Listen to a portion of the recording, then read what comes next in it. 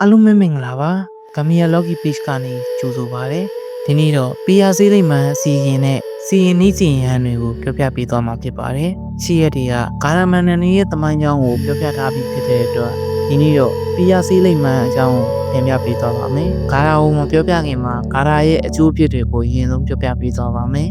ဒီ PR ဆေးလိမ့်မှန်အစီအရင်ကိုယောက်ျားလေးဖြစ်စီသို့မဟုတ်မိန်းကလေးဖြစ်စီအသုံးပြုလို့ရပါတယ်ဒါပေမဲ့ထိန်းသိမ်းရမယ့်စီကံချက်၃ချက်တော့ရှိပါတယ်။နံပါတ်1ကိုရည်ညွှန်းတဲ့လူတစ်ယောက်ကိုနမိတ်ပြမေးခွန်းနဲ့အသုံးပြုလို့မရပါဘူး။ဥပမာကိုကဆက်လိကိုနမ်းစီခြင်းတဲ့အတွက်ငါဆက်လိကတခြားအနမ်းနဲ့မတူနမ်းကြည့်ပါလားတို့တစ်ဖက်ကမမေးဘဲနဲ့ဆက်လိတောင်းမလားတို့ပါလို့စသဖြင့်တစ်ဖက်လူကိုနမိတ်ပြမေးခွန်းနေနဲ့ဒီစီရင်အားအသုံးပြုခိုင်းလို့မရပါဘူး။နံပါတ်2အချက်ကကမပိုင်လင်ရှိမရသို့မဟုတ်မရရှိလင်ကိုအသုံးပြုခိုင်းလို့မရပါဘူး။နံပါတ်3အချက်ကတော့ကိုယ့်ကိုအမြင်မကြည့်တဲ့လူသို့မဟုတ်ကိုယ်နဲ့မသိတဲ့လူတယောက်ကိုအသုံးပြုလို့မရပါဘူး။ဘာကြောင့်လဲဆိုတော့စိတ်ရဲ့သဘောတရားအရတယောက်နဲ့တယောက်ကအချိတ်ဆက်မိနေမှသာလျှင်အလုပ်လုပ်တာဖြစ်ပြီးစောင့်တင်းရတဲ့စီကံတွေကိုဖောက်ပြတဲ့အခါ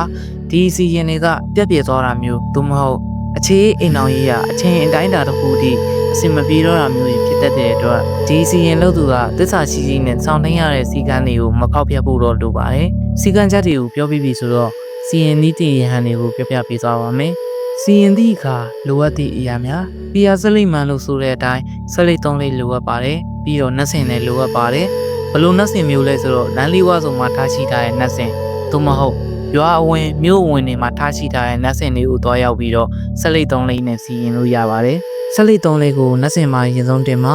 ပြီးရင်တော့အလိုရှိသူကိုစိတ်ညစ်ထားပြီးတော့အောက်ဘက်ကာရာကိုရွတ်ဖတ်ရပါမယ်။ရွတ်ဖတ်တဲ့အခါမန်တဲ့ပြီးတော့ခံကရိုင်းကြရွတ်ဖတ်ဖို့လိုအပ်ပါတယ်။ဒီကာရာကိုပုံနဲ့တကွဖော်ပြပေးထားပါမယ်။အထာစကြအောင်နကအောင်ပုဒ္ဒယခိတကျင်းတို့နှလုံးကျိုးတို့ထုံးတွားဟုံတွားဒီကာရာကိုခုနအုပ်စုပ်ပြီးပါကဆက်လိတ်တလိတ်ကိုမိမိအလိုရှိသောသူအားပေးပါ၎င်းကဆက်လိတ်ကိုကန်၍နမ်းမိပါကအင်နရီပြက်လာမည်ကိုတွေ့ရပါလိမ့်မယ်ထိုဆက်လိတ်ကိုတောက်မိပါကမိမိအပေါ်ချစ်စိတ်ဝင်လာမည်ဖြစ်ပြီးဆက်လိတ်3လေးလုံးမိမိလိုရှိသူကတောက်မိပါက